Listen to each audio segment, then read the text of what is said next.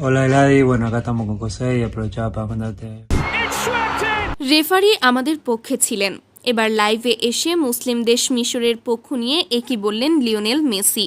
হ্যাঁ দর্শক, ফুটবল ইতিহাসের সবচেয়ে বড় বিতর্ক এবং নগ্ন পক্ষপাতিত্বের পর এবার এমন এক অবিশ্বাস্য ঘটনার সাক্ষী হলো পুরো বিশ্ব, যা হয়তো বিশ্ব ফুটবলের নিয়ন্ত্রক সংস্থার বাঘা বাঘা কর্তাদেরও রাতের ঘুম হারাম করে দিয়েছে। বিশ্বকাপে আর্জেন্টিনা বনাম মিশরের মধ্যকার শেষ ১৬র রুদ্ধশ্বাস ম্যাচটিতে রেফারির চরম বিতর্কিত সিদ্ধান্ত এবং নির্লজ্জ পক্ষপাতিত্ব দেখে যখন পুরো ফুটবল বিশ্ব ক্ষোভে ফুঁসছে, ঠিক তখনই সবাইকে অবাক করে দিয়ে সামাজিক যোগাযোগ মাধ্যমে সরাসরি যুক্ত হলেন স্বয়ং আর্জেন্টাইন অধিনায়ক লিওনেল মেসি। আর সেখানে তিনি এমন এক বিস্ফোরক এবং অভাবনীয় সত্য স্বীকার করলেন, যা শুনে স্তব্ধ হয়ে গেছে খোদ কর্তৃপক্ষ। মিশরের সাথে যে চরম অন্যায় করা হয়েছে তা খোদ মেসিও আর নিজের বিবেকের কাছে লুকিয়ে রাখতে পারলেন না। তিনি আজ প্রমাণ করে দিলেন কেন তিনি শুধু মাঠের জাদুকর নন, বরং মাঠের বাইরের এক বিশাল হৃদয়ের অধিকারী। একটি মুসলিম দেশের প্রতি এমন নগ্ন অবিচার দেখে খোদ বিজয়ী দলের অধিনায়ক হয়েও তিনি যেভাবে প্রতিবাদী কণ্ঠে সত্য তুলে ধরলেন, তা বিশ্ব ক্রীড়াঙ্গনে এক নতুন ইতিহাস রচনা করেছে। সরাসরি যুক্ত হয়ে তিনি ঠিক কী বলেছেন, রেফারির কোন কোন ভুলের কথা তিনি নিজের মুখে স্বীকার করেছেন, তা জানার আগে চলুন দেখে নেই মাঠের ভেতরের সেই ভয়ঙ্কর প্রহসনের চিত্রটি। আটলান্টা স্টেডিয়ামের সবুজ ঘাসে গতকাল রাতে যা ঘটল তা কোনো সাধারণ ফুটবল ম্যাচ ছিল না। ফুটবল বিশ্লেষক এবং বোদ্ধাদের মতে পুরো বিষয়টি নিছক কোনো রেফারির ভুল নয়, বরং এটি কর্তৃপক্ষের সাজানো একটি অত্যন্ত সুপরিকল্পিত অনুমান ভিত্তিক কৌশলগত সমীকরণ।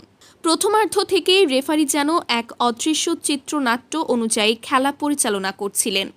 একের পর এক আক্রমণ করেও যখন গোল পাচ্ছিল না আর্জেন্টিনা, তখন উল্টো গোল হজম করে বসে তারা। এর মাঝেই এমন এক সাধারণ ফাউলে রেফারি আর্জেন্টিনার পক্ষে পেনাল্টির বাঁশি বাজান, যা দেখে হতবাক হয়ে যায় পুরো গ্যালারি। তবে মেসি সেই পেনাল্টি থেকে গোল করতে ব্যর্থ হওয়ায় সেই বিতর্ক সাময়িকভাবে চাপা পড়ে যায়। কিন্তু দ্বিতীয়ার্ধে শুরু হয় আসল নাটক। মিশর যখন আবারও গোল করে ব্যবধান বাড়ায়, তখন ভিডিও প্রযুক্তির সাহায্য নিয়ে ১ মিনিট আগের এক অতি সাধারণ ঘটনার অজুহাত দেখিয়ে সেই গোল বাতিল করে দেন রেফারি। এত সাধারণ একটি বল হারানোর ঘটনাকে কিভাবে ফাউল হিসেবে ধরে একটি দুর্দান্ত গোল বাতিল করা যায়, তা নিয়ে শুরু হয় চরম সমালোচনা। তবুও দমে যায়নি মিশর। মোহাম্মদ সালার জাদুকরি খেলায় ঠিকই তারা ২-০ ব্যবধানে এগিয়ে যায়। সবাই যখন আর্জেন্টিনার বিদায় ঘণ্টা শুনতে পাচ্ছিল, ঠিক তখনই ৭৯ মিনিটে মেসির ক্রসে রোমেরো এবং তারপর মেসির দূরপাল্লার শটে সমতায় ফেরে আর্জেন্টিনা।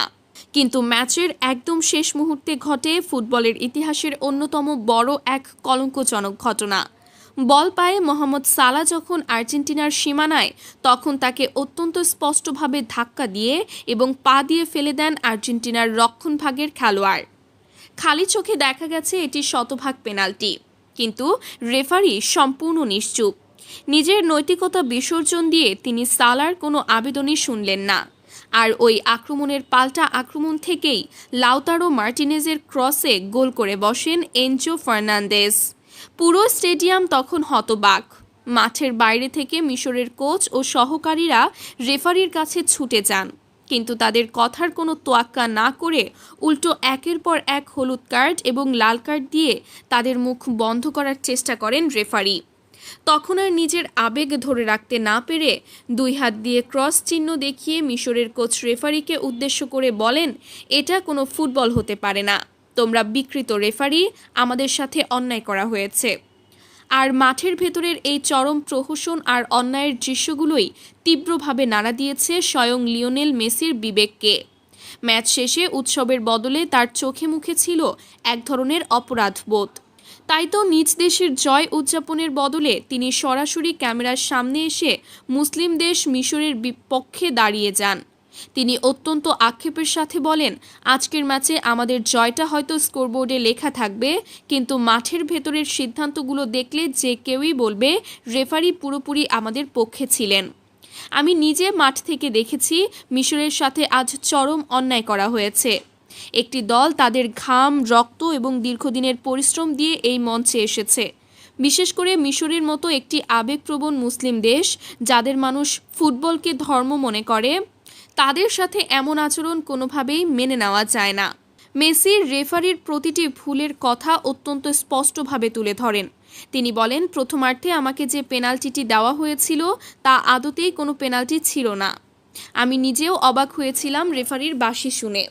এরপর দ্বিতীয়ার্ধে মিশরের যে গোলটি ভিডিও প্রযুক্তির অজুহাতে বাতিল করা হলো, সেটি ছিল ফুটবলের মূল চেতনার পরিপন্থী। একটি দল এত সুন্দর একটি আক্রমণ থেকে গোল করলো, আর আপনি 1 মিনিট আগের একটি ছোটখাটো ধাক্কাকে কেন্দ্র করে গোল বাতিল করে দিলেন। এটি কোনোভাবেই ন্যায্য হতে পারে না। আর সবচেয়ে বড় অন্যায়টি হয়েছে শেষ মুহূর্তে। সালাহ যখন আমাদের সীমানায় বল নিয়ে ঢুকছিল, তাকে স্পষ্ট ফাউল করা হয়েছে। আমি নিজে খুব কাছ থেকে দেখেছি, আমাদের রক্ষণভাগের খেলোয়াড় তাকে পা দিয়ে ফেলে দিয়েছে। ওটা নিশ্চিত পেনাল্টি ছিল। রেফারি যদি তখন সঠিক সিদ্ধান্ত নিতেন, তবে আজ হয়তো মিশরই জয় উদযাপন করত। আর্জেন্টাইন অধিনায়ক তার দীর্ঘ বক্তব্যে আরও বলেন, আমি সবসময় পরিচ্ছন্ন এবং ন্যায্য ফুটবলে বিশ্বাস করি। আমরা জিততে চাই আমাদের যোগ্যতা দিয়ে, কারো দয়ায় বা কোনো রেফারির বাঁশির জাদুতে নয়। আজ সালার চোখে আমি যে হতাশা দেখেছি, তা একজন খেলোয়াড় হিসেবে আমাকে কুরে কুরে খাচ্ছে। একটি মুসলিম দেশের কোটি কোটি মানুষের স্বপ্ন আজ একটি বাঁশির কারণে ভেঙে গেছে। তারা অত্যন্ত পরিশ্রমী এবং লড়াকু জাতি। তারা আমাদের চোখে চোখ রেখে লড়াই করেছে। আমি প্রকাশ্যে স্বীকার করছি, আজ ভাগ্য নয়, বরং রেফারির প্রতিটি সিদ্ধান্ত আমাদের পক্ষে কাজ করেছে। পুরো ম্যাচ জুড়েই রেফারি আমাদের পক্ষে সবকিছু টেনেছেন। এমন জয় আমাকে কোনো আনন্দ দিচ্ছে না, বরং এটি ফুটবলের জন্য এক বিশাল লজ্জার। মেসির মতো একজন কিংবদন্তির মুখে এমন সত্য স্বীকারোক্তি প্রমাণ করে যে ফুটবলে এখনও কিছু মানুষের বিবেক বেঁচে আছে। তিনি প্রমাণ করেছেন যে বিশ্বকাপ ট্রফি জেতার চেয়েও সত্যের পক্ষে দাঁড়ানোটা অনেক বড় ব্যাপার। যেখানে পুরো বিশ্ব ফুটবলের নিয়ন্ত্রক সংস্থা এই দুর্নীতি ঢাকতে ব্যস্ত, সেখানে স্বয়ং বিজয়ী দলের অধিনায়ক যখন এমন বিস্ফোরক সত্য সামনে আনেন, তখন আর কারো কিছু বলার থাকে না। দর্শক, আপনাদের কাছে কি মনে হয়, পুরো ম্যাচ জুড়ে এত বিতর্কিত সিদ্ধান্ত এবং সালাহকে পেনাল্টি না দেওয়ার এই ঘটনা কি আসলেই ফুটবলের সাথে চরম অন্যায় নয়? রেফারি কি সত্যি আর্জেন্টিনাকে জেতানোর জন্য বিকৃত মানসিকতার পরিচয় দিয়েছেন? আর লিওনেল মেসি যেভাবে নিজের জয়কে একপাশে রেখে একটি মুসলিম দেশের পক্ষে, সত্যের পক্ষে দাঁড়িয়ে রেফারির ভুলের কথা স্বীকার করে নিলেন, তার এই মহানুভবতাকে আপনি কিভাবে মূল্যায়ন করবেন? আপনাদের অত্যন্ত সুচিন্তিত, তীক্ষ্ণ এবং বিশ্লেষণমূলক মন্তব্যটি অবশ্যই নিচে লিখে জানাবেন। আমাদের এই আয়োজনটি পছন্দ হলে একটি লাইক দিন এবং আন্তর্জাতিক ফুটবলের এমন সব চাঞ্চল্যকর বিশ্লেষণ ও পর্দার পেছনের খবর সবার আগে পেতে চ্যানেলটি এখনই যুক্ত হয়ে পাশে থাকা বাটনটি বাজিয়ে রাখুন। সত্যের পক্ষে থাকুন, ন্যায়ের সাথে থাকুন। ধন্যবাদ সবাইকে।